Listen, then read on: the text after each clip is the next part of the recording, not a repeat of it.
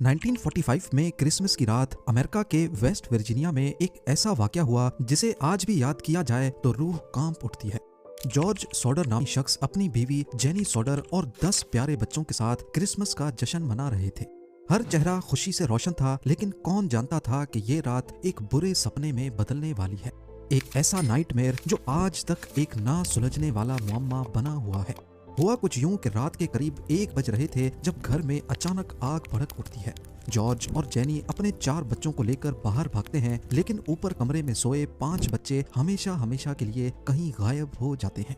ना कभी उनके जिस्म की हड्डियां मिली और ना ही कोई और निशानात। क्या वो वाकई आग में जल गए या किडनैप हुए? क्या ये आग वाकई में एक हादसा था या इसको खास प्लानिंग से लगाया गया था? ज़ेम टीवी की वीडियोस में एक बार फिर से खुशामदीद। नाजरीन, ये सिर्फ एक कहानी नहीं बल्कि एक ऐसा राज है जो आज भी दुनिया को हैरान किए हुए है। आइए इस अनसॉल्व्ड मिस्ट्री का एक एक पहलू समझने की कोशिश करते हैं। जॉर्ज सॉडर एक हार्ड वर्किंग इटालियन इमिग्रेंट था जो इटालियन डिक्टेटर बेनितो मुसोलिनी के सख्त खिलाफ था।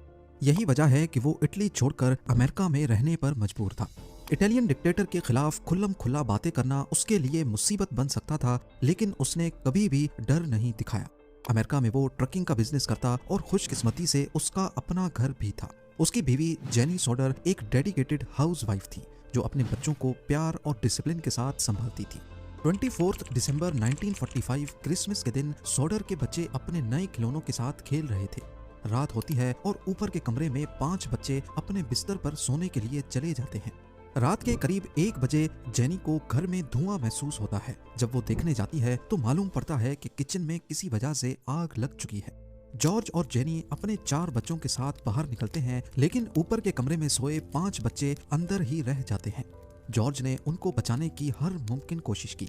जब जॉर्ज सॉडर सेकंड फ्लोर की विंडो की तरफ भागा तो उसने देखा कि उसकी सीढ़ी अपनी जगह से गायब थी। फिर सोचा कि वो अपने कोयले के ट्रक का इस्तेमाल करके खिड़की तक पहुंच जाए, लेकिन जब इग्निशन ऑन किया तो ट्रक भी स्टार्ट नहीं हुआ और दूसरा ट्रक भी काम नहीं कर रहा था।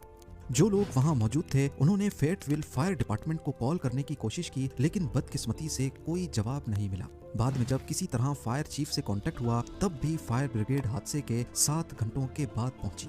सबको लग रहा था कि किसी वजह से घर में आग लगी जिसमें 5 बच्चे जलकर इस दुनिया से चले गए।